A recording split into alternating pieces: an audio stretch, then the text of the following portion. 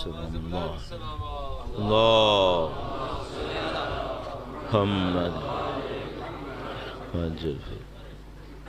وقت کے امام کے حضور ادائے احترام کے لیے ان کے ظہور کی تعجیل کی دعا کے لیے درود بھیجیں محمد و آل محمد صلی علی محمد و آل محمد وعجل فرجهم فاتحہ بسم اللہ الرحمن الرحیم الحمدللہ رب العالمین الرحمن الرحیم مالک یوم الدین ایاک نعبد و ایاک نستعین اهدنا الصراط المستقیم صراط الذین انعمت علیہم غیر المغضوب علیہم ولا الضالین.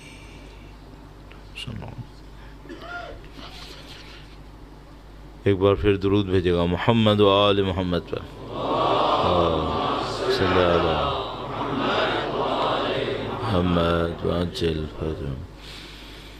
اعوذ باللہ من الشیطان الرجیم بسم اللہ الرحمن الرحیم الحمد للہ رب العالمین والصلاة والسلام على سید الانبیاء والمرسلین حبیب الہ العالمین ابی القاسم محمد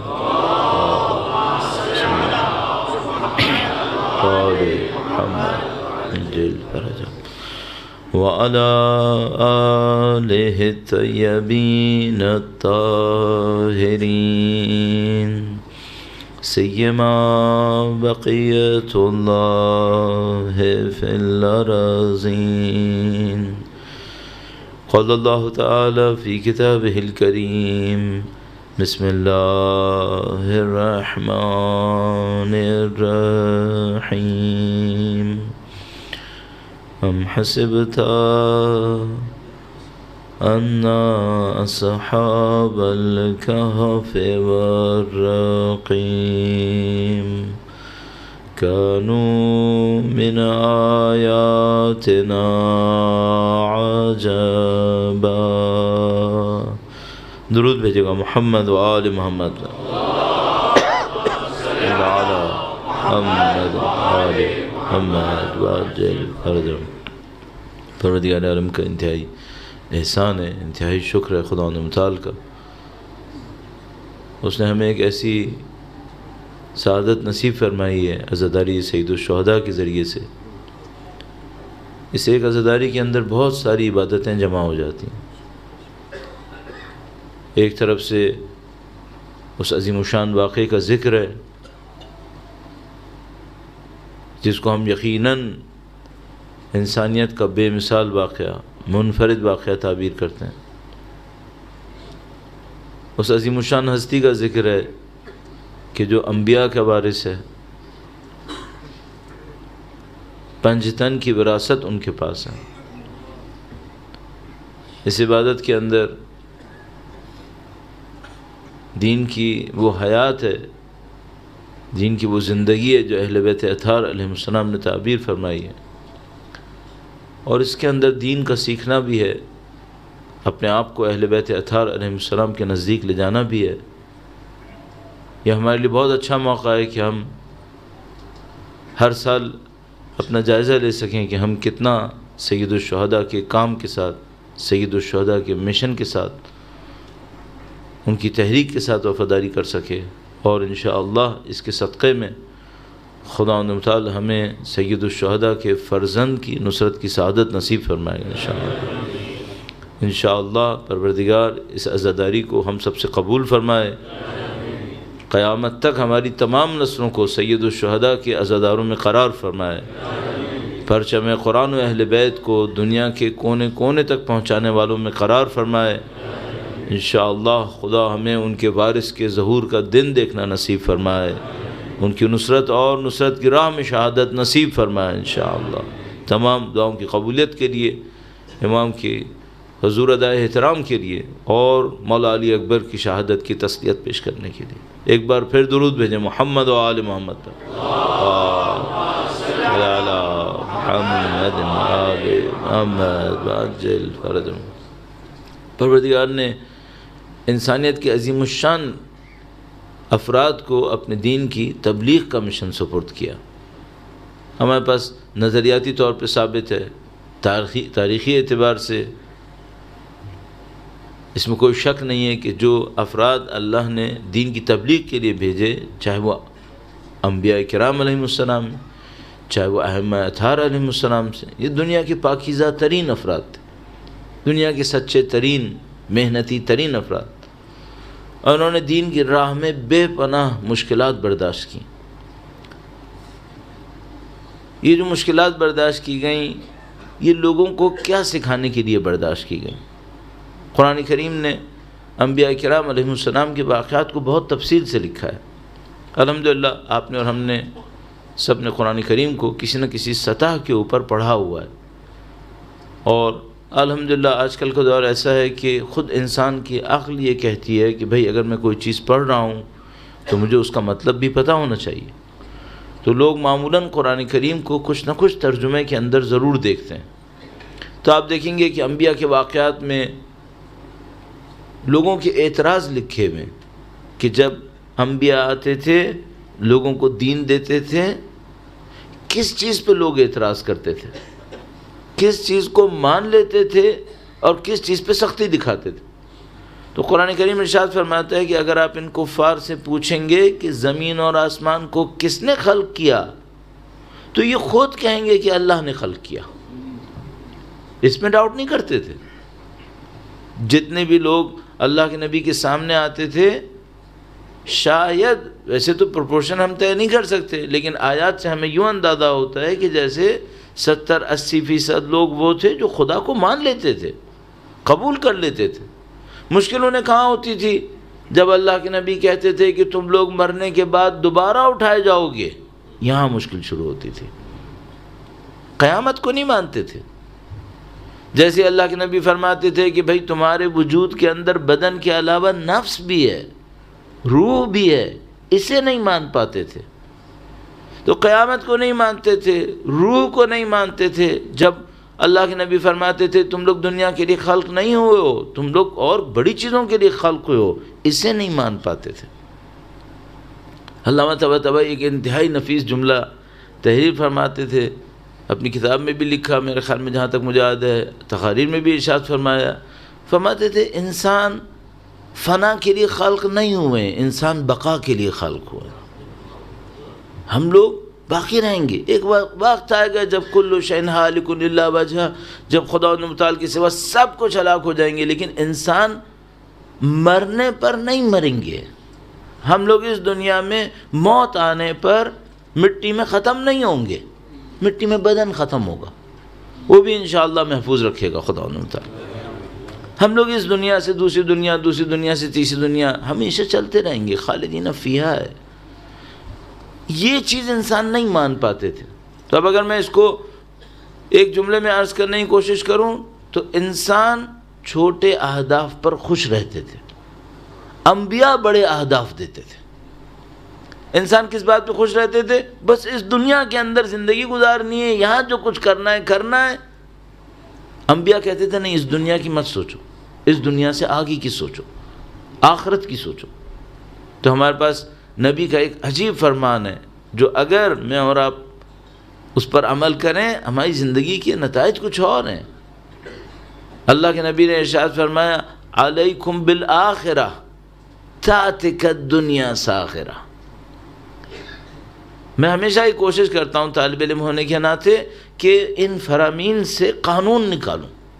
ہماری لائف چھوٹی سی ہے، اس چھوٹی سی زندگی کو ہم نے ایک رزلٹ تک پہنچانا ہے، تو ہمیں رولز چاہیے ہوتے ہیں، ریگولیشنز چاہیے ہوتے ہیں۔ اگر کسی کو رولز ریگولیشن سمجھ میں آتے ہیں اس کی طاقت بہت بڑھ جاتی ہے۔ جو میں مثال میں عرض کر چکا ہوں پہلے بھی کہ بھئی تھوڑے سے ہم نے فزکس کے رول سیکھے تو آپ آسمان پہ پہنچ گئے، زمین کو تبدیل کر لیا۔ اگر خدا کے قانون سمجھ میں آ جائیں تو کیا ہوگا ہمارے پاس؟ اللہ کے نبی نے ارشاد فرمایا فرمایا تم آخرت کی پرواہ کرو، دنیا حقیر ہو کر تمہارے پاس آئے گی۔ یہ بہت عجیب فرمان ہے، علیکم بالآخرہ، تم آخرت کی پرواہ کرو، دنیا حقیر ہو کر تمہارے پاس آئے گی۔ اور میں ہمیشہ کوشش کرتا ہوں اس کا دوسری طرف بھی عرض کر دوں، وہ یہ کہ مثلا اس جملے کا مطلب کیا ہوا؟ اس جملے کا مطلب یہ ہوا کہ اگر تم نے آخرت کی پرواہ نہیں کی، اگر تم نے آخرت کی پرواہ نہیں کی، اچھا آخرت کی پرواہ نہیں کی تو کس کی پرواہ کی؟ دنیا کی پرواہ کی۔ درود بھیجے گا محمد و آل محمد، آنکھوں پر محمد وجل، ایک بار پھر درود بھیجے گا محمد و آل محمد پر، صلی علی محمد و آل محمد وجل۔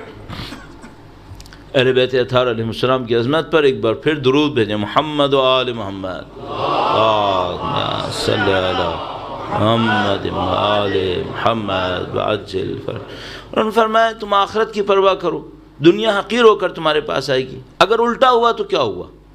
الٹا یہ ہوا کہ آخرت کی پرواہ نہیں کریں گے۔ آخرت کی پرواہ نہیں کریں گے تو کس کی پرواہ کریں گے؟ دنیا کی۔ تیسرا تو کوئی ہے ہی نہیں، یا آخرت ہے یا دنیا ہے، اور دنیا کی پرواہ کریں گے۔ اچھا یہ وہ آئیڈیا ہے جو ہمارا آئیڈیا ہے اس وقت دنیا میں۔ یونیورسٹیز ہمیں آخرت نہیں سکھانا چاہتی۔ میں یونیورسٹیز کے مخالف نہیں ہوں، میرے بچے بھی یونیورسٹی میں پڑھتے ہیں، میں بھی پڑھتا تھا، لیکن مجھے صرف ایک بات پتہ ہے، ایسا نہ ہو ہم ڈسٹریکٹ ہو جائیں۔ اللہ کے نبی نے فرمایا آخرت کی پرواہ کرو، دنیا حقیر ہو کر تمہارے پاس آئے گی۔ اگر میں نے آخرت کی پرواہ نہیں کی تو اس کا مطلب یہ ہوا اگر تم دنیا کی پرواہ کرو گے نا، تمہیں حقیر ہو کر دنیا کے پیچھے بھاگنا پڑے گا، تمہاری عزت جائے گی، تمہارا ریپوٹیشن ختم ہو جائے گا، تمہیں حقیر ہو کر دنیا کے پیچھے جانا پڑے گا۔ اس کا مطلب کیا ہے؟ اس کو سادہ لفظوں میں کہوں گا، ذلت اٹھانی پڑے گی۔ اب مشکل یہاں پر یہ ہے کہ انسان اپنے دماغ میں چھوٹے چھوٹے آبجیکٹیوز بناتا ہے، ان چھوٹے چھوٹے آبجیکٹیوز میں وہ سلک کے وارم کی طرح ایک کوکون بن جاتا ہے، اس کے لیے اوپر اوپر چڑھاتا رہتا ہے اپنے آپ، خود ہی اس کے اندر دم گھٹ کے مر جاتا ہے۔ انبیاء کا کام کیا ہوتا ہے؟ انبیاء کا کام ہوتا ہے انسان کو اوپر لے کر آئے۔ تم دنیا پہ کیوں مر رہے ہو؟ آخرت کے لیے سوچو، آخرت بڑی ہے، دنیا 50 60 سال 70 سال 80 سال ہے، آخرت ابدی زندگی ہے۔ یہاں کی خوشی میں بھی زیادہ کوئی خوش ہو جائے تو مر جاتا ہے، زیادہ کھا لیتا ہے تو مر جاتا ہے۔ یہاں کیا ہے؟ فرمایا آخرت کی طرف جاؤ، دنیا کی طرف جاؤ گے ذلیل ہو جاؤ گے تم لوگوں کو ذلت اٹھانی پڑ جائے گی۔ اور یہ جو انبیاء کا اپلفٹ کرنا تھا ہیومینٹی کو، اب انسانوں کے ساتھ مشکل یہ وہ اندھیروں کے عادی ہو جاتے ہیں۔ اب جیسے ایک اسکالر نے بہت اچھی مثال دی کہ اگر لوگوں کو کیو میں رہنے کی عادت ہو گئی ہے، غار میں رہنے کی عادت ہو گئی ہے، وہاں ان کے پاس لائٹ نہیں ہے، اب وہ کیو کے اندر بیٹھے میں اور صرف شیڈوز کے اندر رہتے ہیں۔ ایک آدمی جو باہر رہ رہا تھا وہ کسی دن کیو کے اندر آیا، اس نے دیکھا لوگ ڈارک میں رہ رہے ہیں، شیڈوز دیکھ رہے ہیں، اسی میں خوش ہیں۔ وہ آیا، اس نے کہا پاگلو تم لوگ اتنے سے کیو کے اندر رہ رہے ہو، فیو اسکوائر میٹر ہے، باہر آؤ دنیا دیکھو۔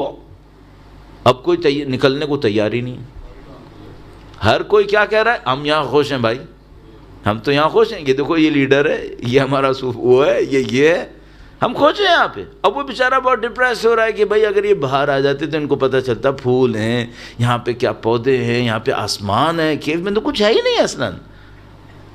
اب وہ کسی ایک کو پکڑ کے باہر لاتا ہے، جیسے وہ باہر آتا ہے وہ ڈارکنیس کا عادی تھا، اس کی آنکھوں کو دیکھنی عادت ہی نہیں تھی، جیسے مجھے ریڈ کو دیکھنے کی عادت نہیں تھی تو میری آنکھیں بند ہو رہی تھیں۔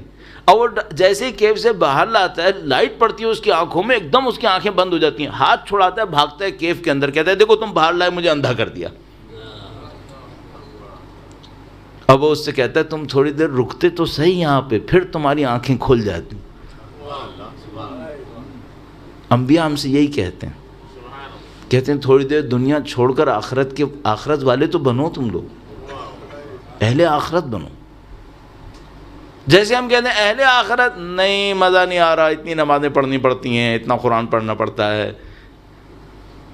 اہل آخرت بنو، تھوڑی عادت تو کرو. یہ جو محبتیں جن کو لے کر ہم یہاں دنیا میں خوش ہیں، یہ محبتیں خدا نے دی ہیں، وہ سورس ہے. اس کی محبت میں کوئی مزہ ہوگا تو اس نے سب کو تقسیم کیا ہے یہاں پہ. تو یہ ایک مشکل ہے انبیاء کرام علیہم السلام کے سامنے. وہ لوگوں کو لفٹ کرنا چاہتے ہیں، لوگ ہوتے نہیں ہیں، اور اس کے بعد بالکل ایسا ہی ہے، وہ خود انبیاء سے لڑنا شروع کر دیتے ہیں. لیکن ایک بات ہے، قرآن کریم نے فرمایا اگر لوگ یہ نہیں کریں گے تو کیا ہوگا. اگر لوگ باہر نہیں آئے، اپنی دنیا میں گھومتے رہے تو ابھی ممکن ہے کسی کے دماغ میں آئے دنیا تو بن جائے گی نا، پھر آخرت مس کریں گے. نہیں، اللہ کہہ رہا ہے دنیا نہیں بنے گی، نہیں بنے گی دنیا. قرآن کریم میں ارشاد فرماتا ہے نسوا اللہ فانساہم انفسہم، انہوں نے اللہ کو بھلایا، اللہ نے ایسا کیا کہ یہ اپنے نفس کو بھلائیں گے. ختم، اپنا نفس بھلا دیں گے. اچھا کیا مطلب ہوگا اپنا نفس بھلا دیں گے؟ ممکن ہے کوئی یہ کہ یہ ڈیمنشیا کی طرف اشارہ ہے. نہیں، ڈیمنشیا کی طرف اشارہ نہیں ہے، انسانوں کا انفیریئر ہونے کی طرف اشارہ ہے. ہیومینٹی اپنی رسپیکٹ کھو دے گی، یہ اس کی طرف اشارہ ہے. نسوا اللہ فانساہم انفسہم. اچھا جب ایسا ہوتا ہے تو خدا کیا کرتا ہے؟ خدا اپنا رابطہ ختم نہیں کرتا. خدا نے ایک اور میکینزم بنایا ہے. وہ میکینزم کیا ہے؟ سختی بھیجتا ہے. سورہ انعام میں ارشاد فرماتا ہے جب کوئی قوم نہیں سنتی تو ہم ان کے اوپر سختی بھیجتے ہیں. لعلہم یتضرعون، ہم سختی بھیجتے ہیں تاکہ کاش یہ سمجھ جائے، اللہ کے سامنے گریا کریں. تو چلو تم آسانی سے نہیں آئے، سختی سے ہی آ جاؤ، سختی سے ہی آ جاؤ. اچھا اگر سختی سے بھی نہیں آئے تب کیا ہوگا؟ پھر ممکن ہے آپ سوچیں اور میں سوچوں کہ اگر سختی سے نہیں آئے نا تو خدا ان کو ختم کر دے گا. نہیں، ایک عجیب اسٹیج بیچ میں ہے، بہت عجیب اسٹیج بیچ میں ہے. سورہ انعام کے اندر فرماتا ہے اگر یہ سختی سے بھی نہیں آتے، اب ہم کیا کرتے ہیں؟ فوری عذاب نہیں کرتے. فتحنا علیہم ابواب کل شیء، ہر نعمت کا دروازہ ان کے اوپر کھول دیتے. جاؤ گھومو، جاؤ زندگی کے مزے لو، دیکھو کیا ہے. فتحنا علیہم ابواب کل شیء، پھر یہ جب اس میں غرق ہو جاتے ہیں اخذناہم بغتۃ، پھر ہم اچانک ان پر گرفت کرتے ہیں. اور اس کے بعد فرماتا ہے پھر ہم ظالموں کو نہیں چھوڑتے. فقطع دابر القوم الذین ظلموا والحمد للہ رب العالمین. اب ہم انسان ہیں، ہمارے سامنے انبیاء کا پیغام ہے، ہمارے سامنے یہ اللہ کے بتائے ہوئے سارے قانون ہیں. کیا ہمیں ڈرنا نہیں چاہیے کہ ہم کہاں کھڑے ہیں؟ ابھی مثال کے طور پر دنیا کی ہر مشکل میرے لیے آسان ہے. اب میں کہوں ھذا من فضل ربی، وہ تو شاید صحیح ہو، لیکن ذرا یہ سوچ لینا یہ دوسرا والا اسٹیج نہ ہو کہ جس میں خدا کہتا ہے میں ان کو بالکل چھوٹ دے دیتا ہوں اور اس کے بعد اچانک گرفت کرتا ہوں. یہ انبیاء کرام علیہ السلام کا کام ہے کہ وہ ہم سمجھانے کی کوشش کرتے ہیں، اور یہ ہمارا کام ہے کہ ہم سمجھیں. اچھا اب میں بہت تیزی سے بڑھتے ہوئے صرف 1-2 پوائنٹس اور ایڈ کروں گا، اور آج ایک اور میسیج آپ کی خدمت میں عرض کرنا ہے. درود بھیجے گا محمد و آل محمد پر.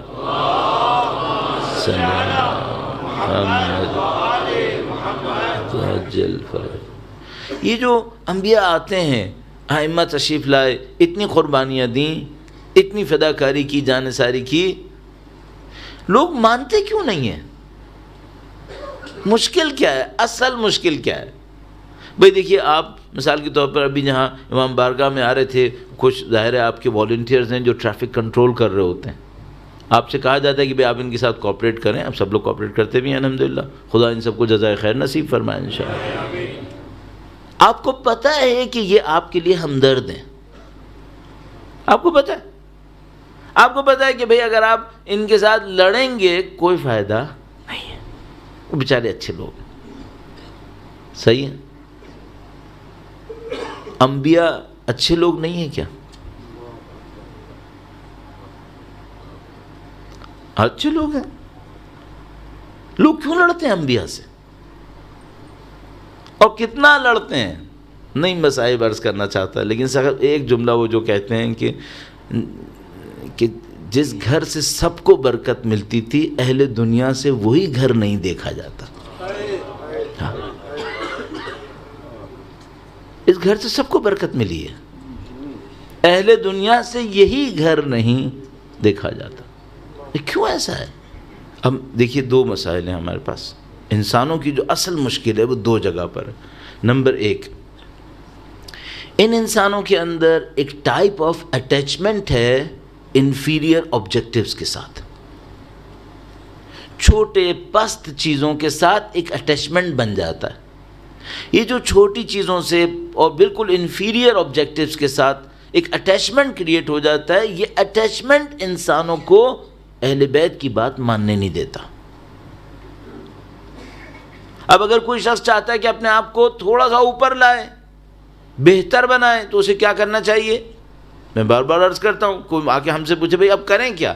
اپنے اٹیچمنٹس کو تھوڑا سا کم کرو. مثال کے طور پہ اٹیچمنٹس کو کیسے کم کریں؟ اب یہاں پہ ایک اور کانسیپٹ بھی ہے. بہت سارے لوگ اس بات کا انتظار کر رہے ہیں جس دن امام آ جائیں گے نا ہم ایک دم سے صحیح ہو جائیں گے.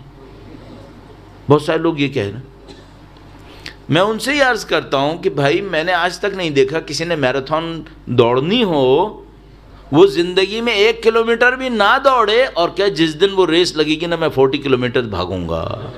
نہیں بھاگو گے تم, تمہارے مسل سے میں جان ہی نہیں ہے. میری طرح ہو, گھر میں بیٹھے رہتے ہو, بھاگتے نہیں ہو, تو پھر میں وہ میراتھن کیسے بھاگو گے؟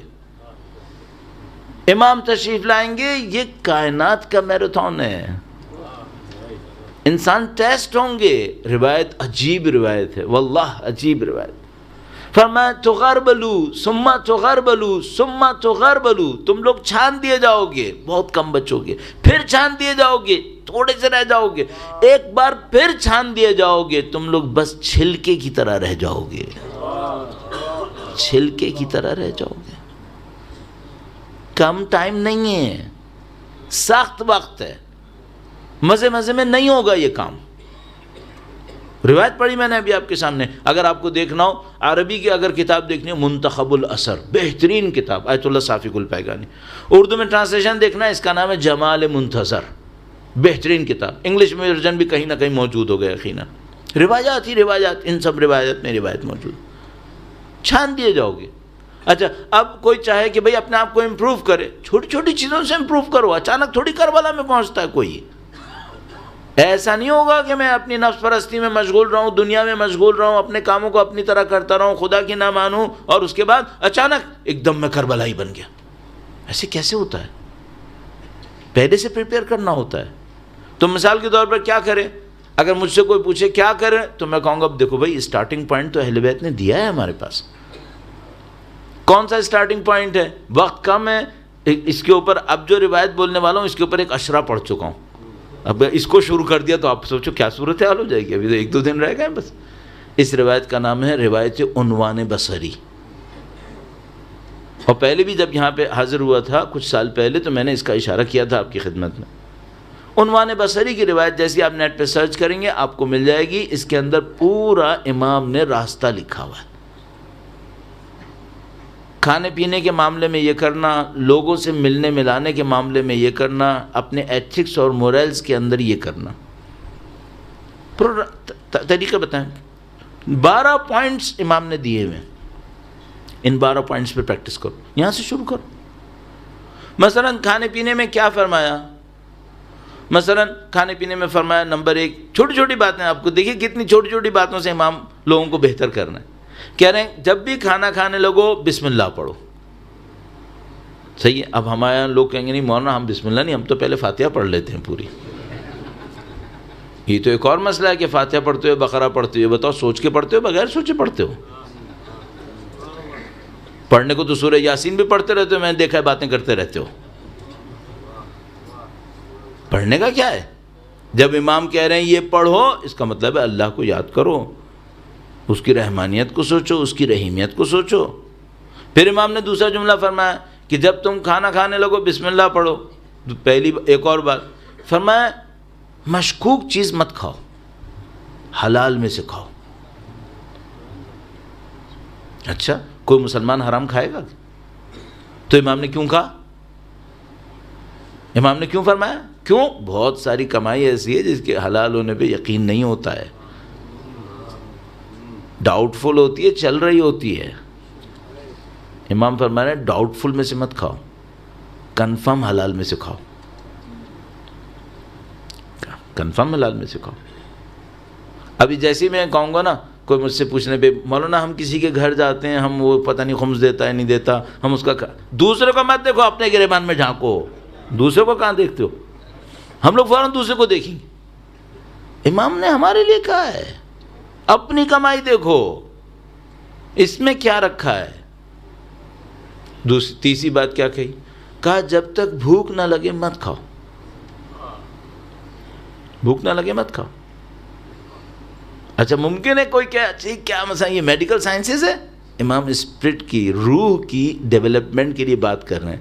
یہ جو عنوان بصری ہے نا، یہ انتہائی بزرگ آدمی ہیں، ان کی عمر گزر گئی ہے، عمر گزارنے کے بعد امام کے پاس آ کر کہا کہ مولا میں نے ساری زندگی ادھر ادھر گزار دی، میں آپ کی خدمت میں حاضر ہوا ہوں، مجھے کچھ سکھائیں۔ امام نے فرمایا دیکھو کیا؟ فرمایا جب تک بھوک نہ لگے مت کھاؤ، پیٹ کے لیے کہا ہے۔ اس کے بعد فرمایا جب تم کھانے لگو تو اس سے پہلے کہ پیٹ بھر جائے ہاتھ روک لو۔ اچھا یہ بھی پیٹ کا ہے؟ ہاں بظاہر تو پیٹ کا ہے، پیٹ پہ ہی عمل کر لو، یہیں سے شروع کرو۔ لیکن میں عرض کر دوں، تھوڑا سا ادھر ادھر لے کے جاؤں گا آپ کو۔ سورہ بقرہ کے اندر واقعہ لکھا ہے کہ مثلا بنی اسرائیل کے لیے اللہ نے ایک لیڈر بنایا، اس لیڈر نے کہا تم میرے ساتھ چلو دشمن کی جنگ کے اوپر، بیچ میں ایک نہر آئے گی، پیاس تو تم لوگوں کو لگے گی لیکن نہر سے پانی نہیں پینا ہے، نہر سے پانی نہیں پینا ہے۔ جو نہر سے پانی پیے گا وہ ہم سے نہیں ہوگا، جو نہر سے پانی پیے گا وہ ہم میں سے نہیں ہوگا۔ اگر کسی نے ایک چلو پی لیا چلو وہ ٹھیک ہے۔ اس کے بعد خدا فرماتا ہے یہ لوگ گئے، نہر پہ پہنچے، سب نے بھر بھر کے پی لیا۔ جب بھر بھر کے پانی پیا تو اس کے بعد اپنے لیڈر سے کہتے ہیں آج تو ہم میں جنگ لڑنے کی طاقت نہیں ہے۔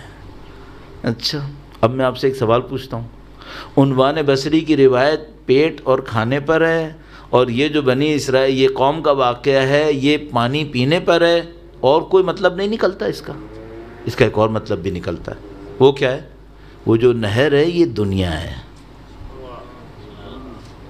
اس میں سے بھر بھر کے مت پیو، اتنا ہی اٹھاؤ جتنا تمہارے لیے ضرورت ہے، باقی کسی اور کے لیے چھوڑو۔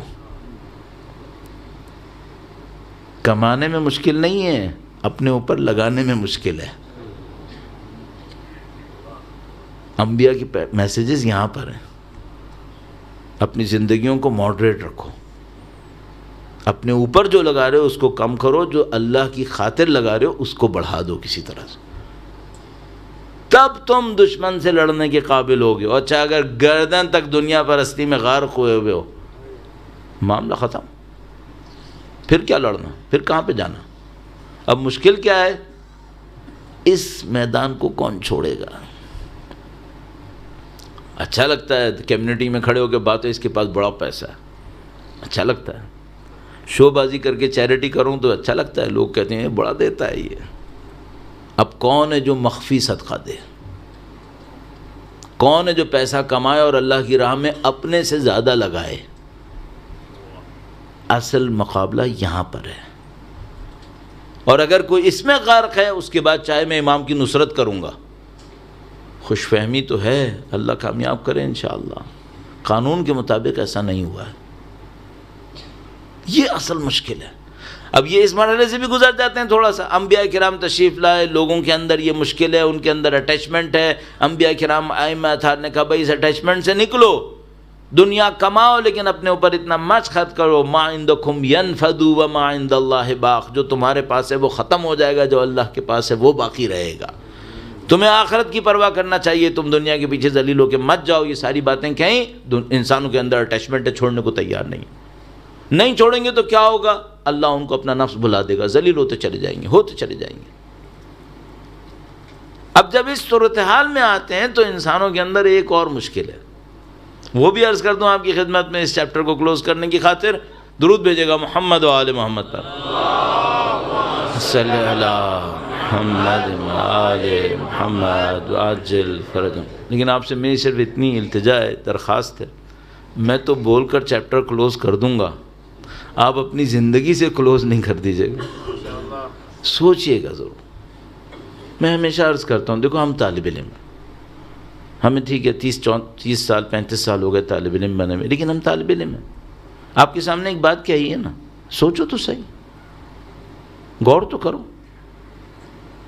ہم لوگوں کا کام کیا ہونا چاہیے جو مجھے سمجھ میں آتا ہے، وہ یہ کہ بھائی آپ نے ہمیں بٹھایا ہے دین دینے کے لیے، ہمارا کام یہ ہونا چاہیے ہم دین دیں، دیٹس اٹ، دین دیں۔ آپ کا کام کیا ہونا چاہیے؟ آپ کا کام یہ ہونا چاہیے جو دین دیا جا رہا ہے اس کو سنو، اس پہ عمل کرو۔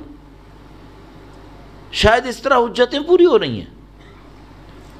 اب میں نے آپ کی خدمت میں عرض کیا اس سلسلے میں ایک اور پوائنٹ، انسان کے اندر کچھ عادتیں ہیں۔ ایک بار پھر درود بھیجے گا، محمد و آل محمد صلی اللہ محمد آل محمد وعجل فرج۔ انسان کی عادتیں ہیں، کچھ انسان کی فطرت میں ہوتی ہیں، وہ کچھ عادتیں بہت اچھی ہیں، جو فطرت میں ہوتی ہیں وہ سب اچھی ہوتی ہیں، لیکن فطرت میں جو عادتیں ہوتی ہیں اس کو انسان مس یوز کرتا ہے، بعض اوقات اسے مس یوز کرتا ہے، اس مس یوز سے جو رزلٹ نکلتا ہے وہ بہت برا ہوتا ہے۔ اچھا، انسان کے پاس عادت ہے، کیا ہے؟ اس کی فطرت ہے، وہ کیا ہے؟ وہ اپنے آپ کو پسند کرتا ہے، حب نفس۔ ہر انسان کے لیے سب سے زیادہ محبوب چیز کیا ہے؟ خود وہ انسان کے اندر ہے۔ یہ اب یہ جو حب نفس ہے یہ اس کو ایک مشکل میں ڈال دیتی ہے۔ مشکل کیا ہے؟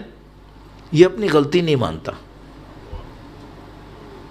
بھئی بات تو صحیح ہے، حب نفس ہے، حب نفس ہونا چاہیے نہیں ہونا چاہیے؟ ہونا چاہیے، فطرت کا حصہ ہے، لیکن اس حب نفس کا ایک غلط رزلٹ ہے۔ وہ کیا ہے؟ ان الانسان علی نفسہ بصیرہ ولو القی معاذیرہ۔ انسان اپنے نفس کے اوپر بصیرت رکھتا ہے لیکن عذر پیش کرتا رہتا ہے، ایکسکیوزز دیتا رہتا ہے۔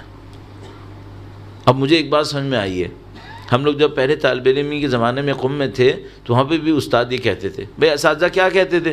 کہتے تھے بھائی تم لوگ یہاں پر ہو، ہاسٹل کے اندر بیٹھے ہو، تمہیں کوئی بودریشن نہیں کمانے کی، تمہیں کچھ اور کرنا نہیں ہے، تو پڑھو، کام یہی ہے، عبادتیں کرو، اللہ کی بندگی کرو اور پڑھو۔ اب دوسری طرف سے کیا ہوتا تھا؟ ہر کسی کے پاس ایک بنڈل آف ایکسکیوزز ہے، یہ مسئلے کی وجہ سے میں نہیں پڑھ پا رہا ہوں، یہ مسئلے کی وجہ، اس مسئلے کی وجہ سے میں عبادت نہیں کر پا رہا ہوں، اس نے، یہ جو میرے برابر میں کمرے میں ایک آدمی بیٹھا ہے نا، اس نے میرا کام خراب کر دیا، ورنہ میں تو بڑا زبردست آدمی تھا۔ ساری ایکسکیوزز ادھر ڈالے گا، ادھر ڈالے گا، ادھر ڈالے گا، لیکن کبھی اپنے اوپر، یہ انسان کی فطرت میں آ گیا۔ فطرت اچھی تھی، حب نفس اچھا تھا، عادت بنائی اس نے، غلط عادت، کیا؟ ایکسکیوزز بنانا۔ اب میں ایک اور بات آپ سے پوچھوں گا، یہ جو کوفی ہیں ان کے پاس کوئی ایکسکیوز نہیں ہے؟ نہیں، ان کے پاس ایکسکیوزز ہیں۔ حضرت مسلم بن عقیل تشریف فرمایا دارالامارہ کے سامنے، یہ اتنا ہسٹری کا کریٹیکل پوائنٹ تھا، اگر کوفی اس موقع پر حضرت مسلم بن عقیل کا ساتھ دے دیتے، اصل معاملہ ہی کچھ اور تھا، معاملہ ہی کچھ اور تھا۔ عبید اللہ ابن زیاد کے ساتھ دارالامارہ کے اندر کتنے بندے تھے؟ ایک ریومر اس نے پھیلا دیا تھا کہ سیریا سے آرمی آنے والی ہے، انفیکٹ دارالامارہ کے اندر اس کے پاس بہت کم لوگ تھے۔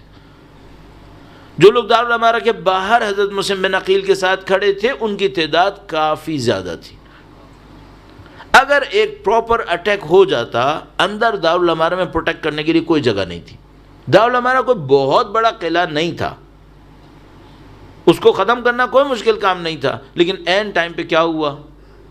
ایک آیا، اس نے کہا بیٹا باقی لوگ لڑ لیں گے، تم کیوں لڑ رہے ہو، تم چلو۔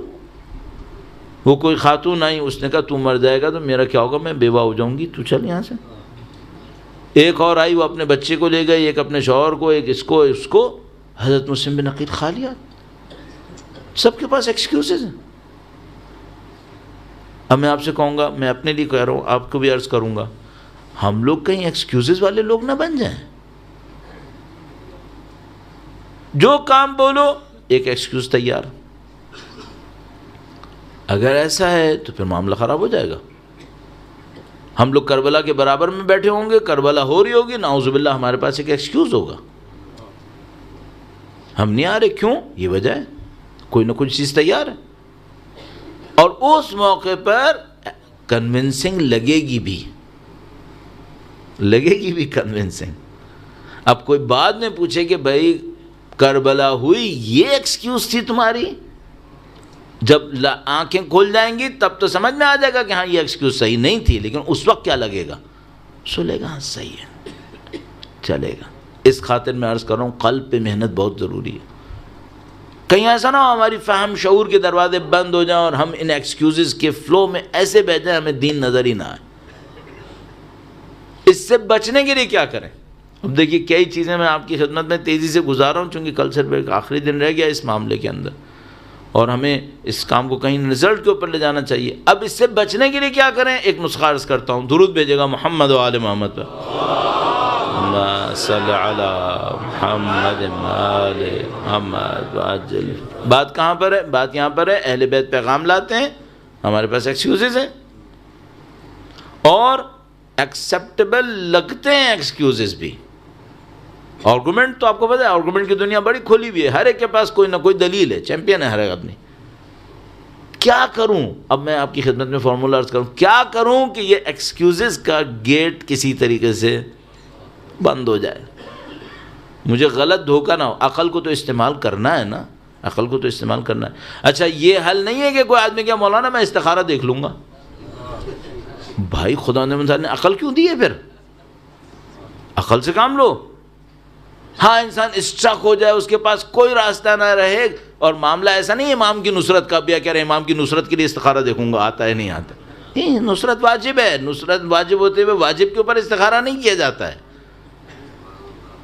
یہ ایسی چیزیں نہیں ہوتی ہیں. حل کیا ہے؟ حل بہت سادہ سا ہے، بہت سادہ حل ہے. جو کام بھی کر رہے ہیں، جو بھی آپ کی اوپینین بلٹ ہو رہی ہے، جہاں پہ بھی آپ پہنچ رہے ہیں، کسی بھی آرگومنٹ کی وجہ سے اپنی اوپینین کو لے کر آئیں سامنے اور اپنے آپ سے ایک سوال پوچھیں، اگر میں یہ کروں گا تو امام زمانہ خوش ہوں گے؟ ٹھیک ہے میرے پاس ایک بنڈل آف آرگومنٹ ہے، شاید ایکسکیوز ہے، شاید آرگومنٹ ہے، کچھ پتہ نہیں کیا ہے. یہ نیٹ ریزلٹ میں میں جو کچھ کرنے والا ہوں یہ امام زمانہ کو پسند آئے گا؟ کچھ لوگ مر رہے ہیں، میں کچھ نہیں کرنا چاہ رہا، میرے پاس بنڈل آف آرگومنٹ ہے. صحیح ہے، اپنے آپ سے پوچھوں امام زمانہ ہوتے اور اتنے لوگ مر رہے ہوتے، ریئیکٹ کرتے یا نہیں کرتے؟ کرتے یا نہیں کرتے؟ امیر المومنین ہوتے اور ان کے سامنے اللہ اکبر، یمن کے ایک حملے میں 40 سے زیادہ بچے مرے ہیں، ایک حملے میں. آپ نے دیکھی ان کی پکچرز؟ یہ مظلومیت نہیں ہے؟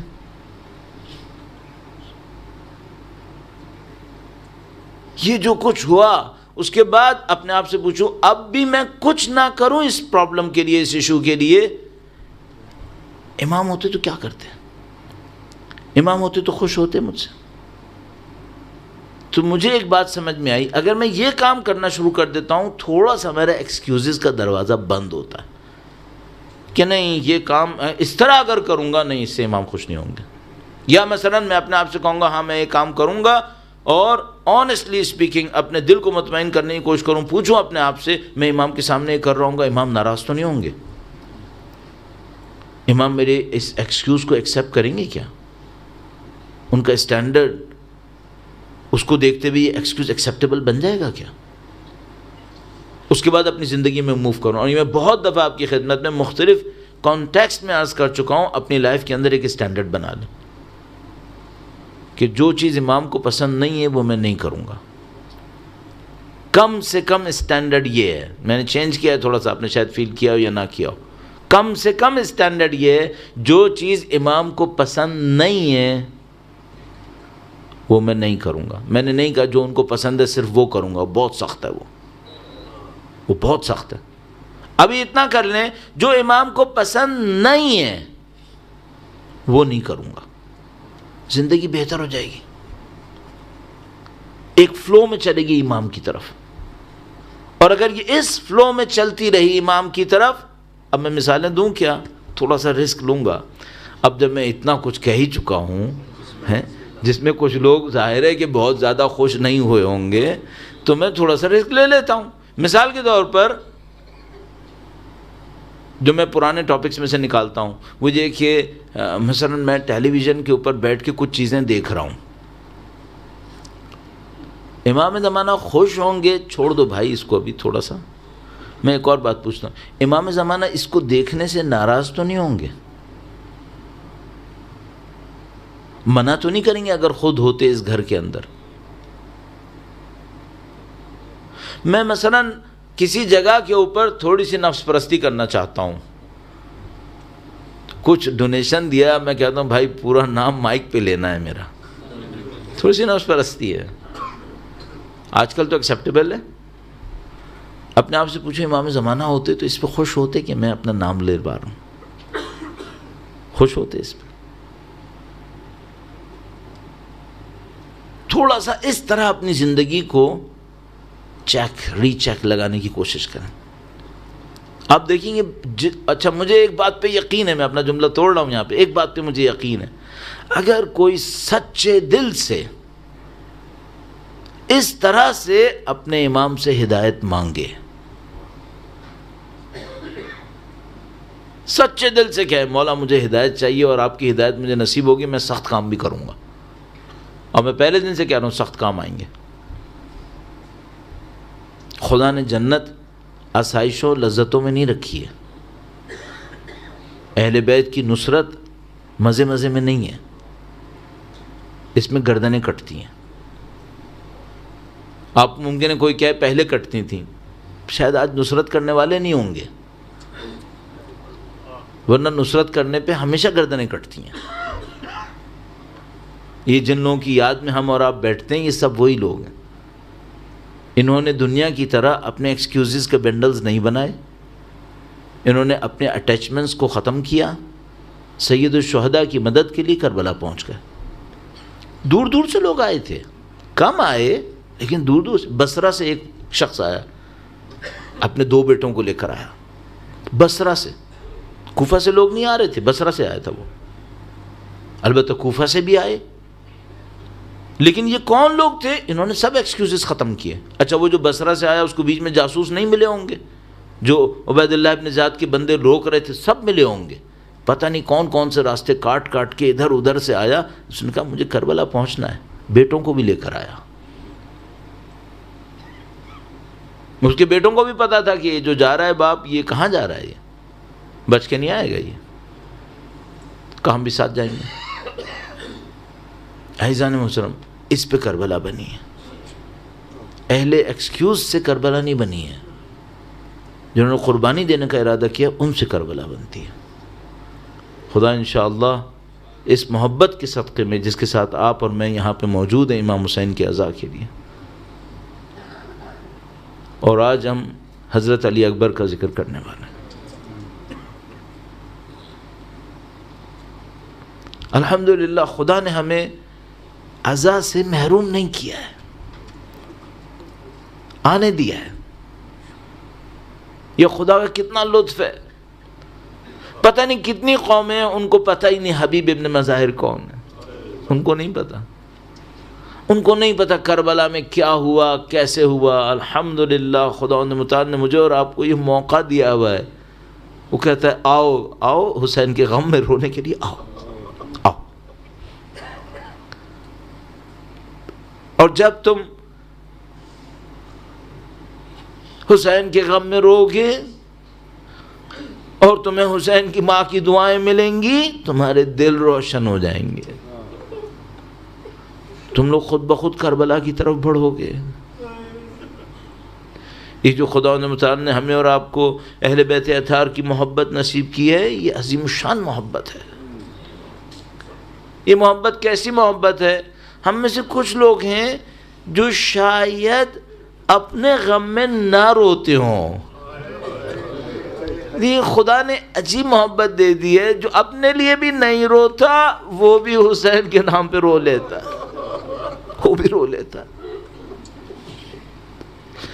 امام کی محبت عجیب محبت ہے، اور عزیزو آج اس محبت کا مرکز علی اکبر میدان میں جا رہا ہے۔ حضرت علی اکبر کے مصائب عجیب مصائب ہیں۔ سید الشہداء کی جو حالت حضرت علی اکبر کے معاملے میں ہے، حضرت علی اکبر کی فضیلت، ان کا مقام، ان کا رتبہ منزلت کئی وجہ سے ہے۔ سید الشہداء کے فرزند ہیں، اور وہ نقطہ کہ جو سید الشہداء نے الوداع کہتے وقت ارشاد فرمائے، اتنا شبیہ رسول ہے کہ جب نبی کی زیارت کا دل چاہتا تھا تو علی اکبر کو دیکھ لیا کرتے تھے، اتنا شبیہ رسول۔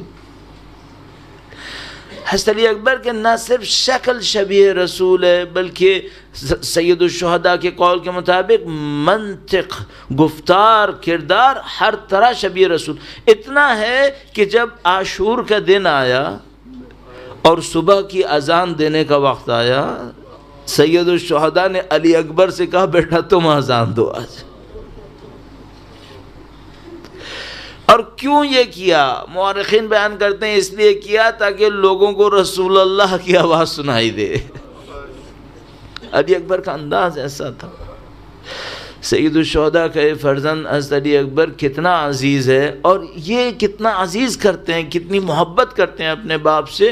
ہم لوگ معمولاً سید الشہداء کے غم کو دیکھتے ہیں کہ سید الشہداء اپنے بیٹے کو الوداع کر رہے تھے تو کتنا غم تھا۔ میں کبھی کبھی عرض کرتا ہوں، میں نہیں کر پاؤں گا لیکن میں کبھی کبھی عرض کرتا ہوں، ذرا اس طرف سے بھی سوچنا کہ علی اکبر کو اپنے باپ سے کتنی محبت تھی، بہت چاہتے تھے اپنے بابا کو، کتنا چاہتے تھے، اتنا چاہتے تھے کہ سارے وقت سائے کی طرح اپنے بابا کے ساتھ رہتے تھے۔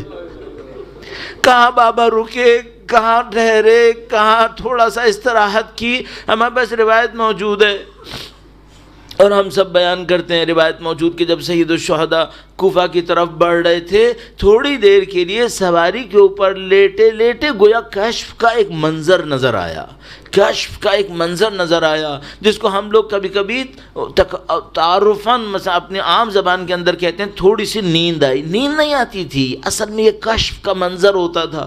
کشف کا ایک منظر دیکھا ایک اور سید الشہداء نے ارشاد فرمایا انا للہ و انا الیہ راجعون۔ جیسے یہ جملہ ارشاد فرمایا، علی اکبر جو ہمیشہ اپنے بابا کے نزدیک رہتے تھے فوراً نزدیک آئے اور کہا بابا آپ نے کلمہ استرجاع کیوں پڑھا؟ کیا کوئی مشکل آئی ہے؟ کیا کوئی مصیبت آئی؟ فرمایا بیٹا میں نے خواب میں دیکھا، اس کشف کے عالم میں دیکھا کہ جیسے کوئی ندا دے رہا ہے کہ یہ قافلہ جا رہا ہے اور موت اس کے پیچھے پیچھے آ رہی ہے،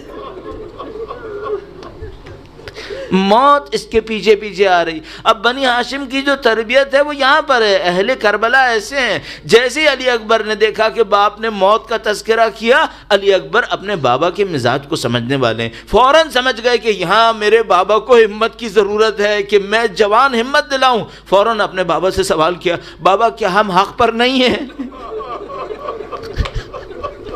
کتنا مزاج پہچاننے والے ہیں۔ کہا بابا کیا ہم حق پر نہیں ہیں؟ فرمایا ہم یقیناً حق پر ہیں۔ پھر فرمایا علی اکبر نے بابا پھر مجھے کوئی پرواہ نہیں کہ موت کیسے آئے گی، میں موت سے ڈرنے والا نہیں ہوں، مجھے کوئی پرواہ نہیں کہ موت کیسے آئے گی، اذن لا ابالی، مجھے کوئی پرواہ نہیں ہے۔ اور یہ پرواہ نہ ہونا علی اکبر کی ذات کے اندر ہے۔ بس عزیزو مختصر کرتے ہوئے عاشور کا دن آ گیا، علی اکبر کی روانگی کا وقت آ گیا، سید الشہداء کے سامنے کھڑے۔ عزیزو میں بہت زیادہ جذباتی باتیں نہیں کر پاتا ہوں، حقیقت یہ کہ میرے طریقے میں نہیں ہے، لیکن بعض اوقات سمجھنے کی کوشش کرتا ہوں مثلاً یہ مصائب کے معاملے کیسے ہوتے ہیں۔ تو میں صرف ایک جملہ عرض کروں گا، ذرا سا سوچنا کوئی باپ ذرا بوڑھا ہو اور ایک جوان جس کو بہت چاہتا ہے وہ مرنے کی اجازت لینے آیا ہے۔ تھوڑا سا جذبات کو دیکھو ذرا، یہاں پر دیکھو امام حسین کے دل پہ کیا گزر رہی ہوگی۔ آپ بھی صاحب اولاد ہوں گے نا، تھوڑا سا اپنے دل کے اندر سوچنا، بیٹا اگر آخری ملاقات کے لیے آتا ہو تو کیسا لگتا ہے؟ بڑا عجیب مرحلہ ہے، بہت عجیب مرحلہ۔ علی اکبر بس اس آخری الوداع کے لیے سامنے آئے۔ سید الشہداء ایسی عجیب حالت میں ہے کہ اب علی اکبر کو جانا ہے اور معلوم ہے کہ جانا ہے، اور علی اکبر عزیز بھی ہے۔ تو عزیزو، آپ نے وہ بہت پرانا سلام مرثیہ سنا ہوگا نا، تقدم ولدی، اے میرے بیٹے آگے بڑھو۔ یہ مرثیہ بہت عجیب مرثیہ، یہ سلام بہت عجیب سلام ہے۔ اس کے اندر ایک مصرع اس طرح سے آیا کہ بھیجتا عابد کو میں تم سے پہلے، مگر عابد تو ہیں بیمار، تقدم ولدی۔ عجیب مرحلہ ہے، روکنا نہیں بھی چاہ رہے ہیں، بھیجنا بھی چاہ رہے ہیں، اور دل میں غم بھی ہے۔ بس ایک عجیب طرح سے ارشاد فرمایا، بیٹا، گویا یوں فرمایا کہ بیٹا جاؤ پھوپھی سے اجازت لے کر آؤ، پھوپھی سے الوداع کر کے آؤ۔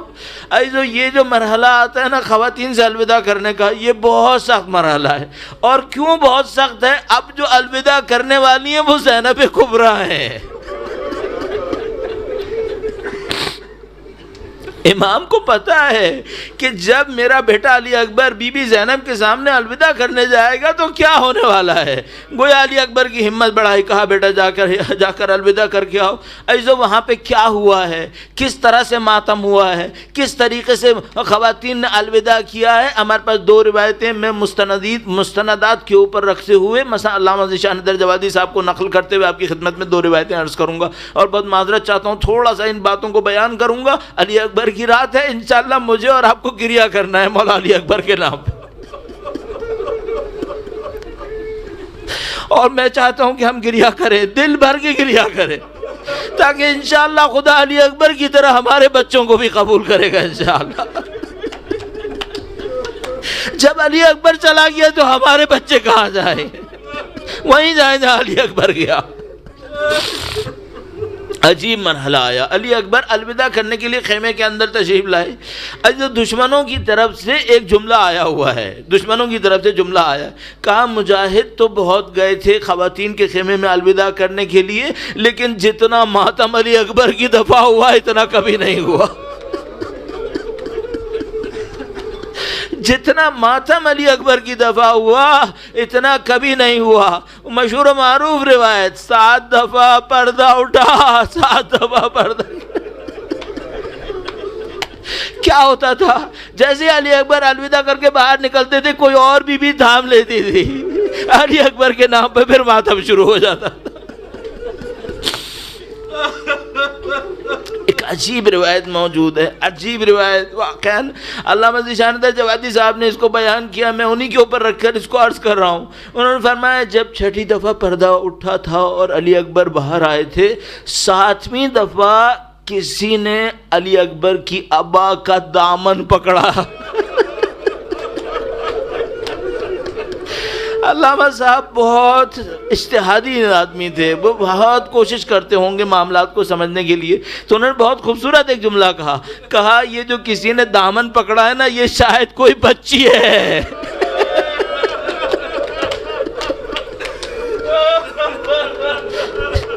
شاید کوئی بچی ہے۔ اس کے بعد علی اکبر خیمے سے باہر آئے، علی اکبر خیمے سے باہر آئے، ایسے باہر آئے جیسے گھر سے جنازہ نکل آیا۔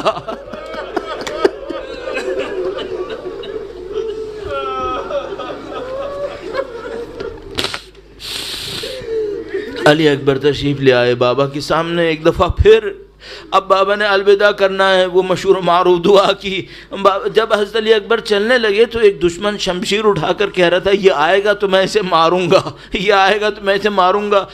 ایک بات اور عرض کرتا چلوں، جیسے حضرت علی اکبر کے جانے کا وقت آیا تو تمام کوفی پیچھے چلے گئے، تمام کوفی سامنے سے ہٹ گئے۔ کیوں؟ کوفیوں نے رسول خدا کا چہرہ دیکھ لیا، انہوں نے دیکھا نہیں علی اکبر کا چہرہ رسول خدا کا چہرہ ہے، تو یہ سارے کوفی پیچھے ہٹ گئے۔ اب جو علی اکبر کے سامنے آئے یہ سارے اموی شیطان آئے ہیں، یہ وہ ہیں جو علی اکبر کے نام پہ بغض لیے بیٹھے ہیں۔ تو ان میں سے کچھ لوگ اشارہ کرتے ہیں، عمر سعد اشارہ کرتا ہے کہ اس زمان کو مارنا ہے، تو سید الشہداء آہت اٹھاتے ہیں ایک جگہ ہے فقط کربلا میں، یہ جہاں تک مجھے سمجھ میں آتا ہے صرف ایک جگہ ہے۔ عمر سعد کے لیے کہتے ہیں خدا تیری نسل کو ایسے ختم کرے جیسے تو میری نسل ختم کرنا چاہتا ہے۔ سید الشہداء کو پتہ ہے میرا علی اکبر واپس نہیں آئے گا۔ اب علی اکبر آگے بڑھے، دو روایت بیان کرتے ہیں عزیزوں، میں آپ کے ساتھ ضرور عرض کروں گا، ان دونوں روایت کا عجیب ہے۔ ایک روایت میں بیان کرتے ہیں علی اکبر سے کہا بیٹا دشمن تک پہنچنے سے پہلے میری طرف موڑ موڑ کے دیکھتے رہنا۔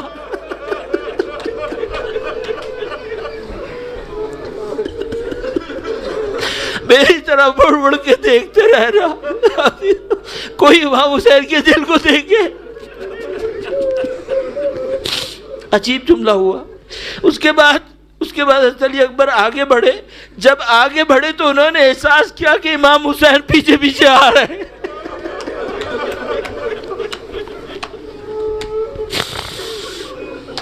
عجیب جملہ ہوا بہت۔ علی اکبر کا جانا نہیں معلوم کیا کام تھا اس وقت، کس طرح کی حالت تھی سید الشہداء کی۔ جو مختصر کرتے سید علی اکبر دشمن کے سامنے پہنچ گئے، دشمن سے لڑنا شروع کیا، بہت عجیب جنگ کی۔ یہ تمام جو ہم مظلومیت دکھاتے ہیں اس کا مطلب یہ نہیں ہے کہ اہل بیت میں شجاعت نہیں تھی۔ حضرت علی اکبر بہت شجاع تھے، دشمن کے اوپر ایسا حملہ کیا کہ دشمن کو یاد آ گیا کہ علی اکبر علی حیدر کا بیٹا ہے، حیدر کا بیٹا ہے، حیدر میدان میں آیا ہے۔ اور دشمنوں کے جب بہت کشتے کے پشتے لگے، پیچھے ہٹے، علی اکبر ایک موقع کے اوپر بابا کے پاس واپس آئے۔ عزیزوں امامت ایک امتحان ہے۔ اذ ابتلى ابراہیم ربہ بکلمات فاتمہن فقال انی جاعلک للناس اماما۔ امامت امتحان پر ہے۔ علی اکبر آئے اور بابا سے کیا کہا؟ بابا اگر ایک گھونٹ پانی کا مل جاتا،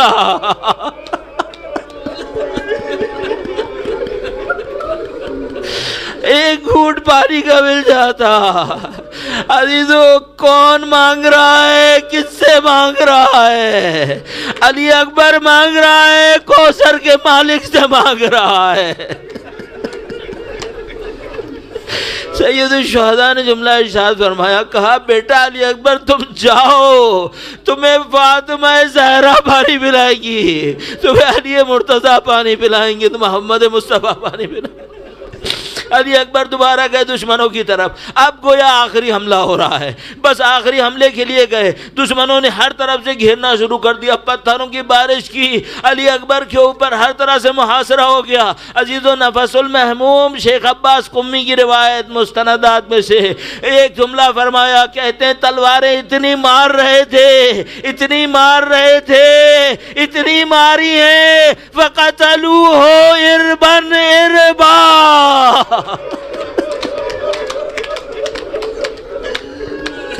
ارے ایک پرچی نہیں تھی، شمشیریں تھی، نیزے تھے، پرچیاں تھی، قتلوه إِرْبًا إِرْبًا۔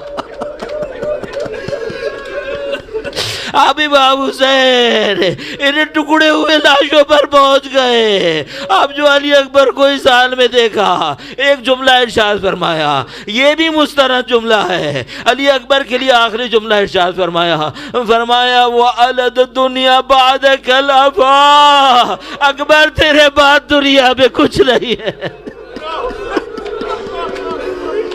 امام حسین نے خود علی اکبر کا ماتم سب سے پہلے کیا ہے۔ بس یہ منظر تھا عزیزو، آخری جملے کی زحمت آپ کو، بس یہ منظر تھا۔ بی بی زینب جو محافظہ امامت ہیں، انہوں نے دیکھ لیا بھائی نے کیا جملہ بولا، گویا خیمے کے دروازے پر آئی، بھیا کیا میں آؤں لاشا اٹھانے؟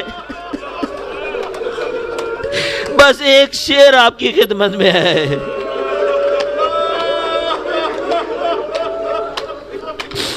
میں اس کو تبرک سمجھتا ہوں، میں اس کو علی اکبر کے مصائب کا تبرک سمجھتا ہوں اس شعر کو۔ علامہ ذیشان درجوادی سے دوبارہ لے رہا ہوں، فرمایا بیوی نے جو آ کر کہا لاشا ہے برابر کا بھیا سے نہ اٹھے گا، جوان بیٹا باپ کے برابر کا ہے، وہ علی اکبر ہے، کڑیل جوان ہے، یہ بوڑھا باپ ہے، لاشا ہے برابر کا بھیا سے نہ اٹھے گا، میں پالنے والی ہوں گودی میں اٹھا لوں گی۔ ماتم حسین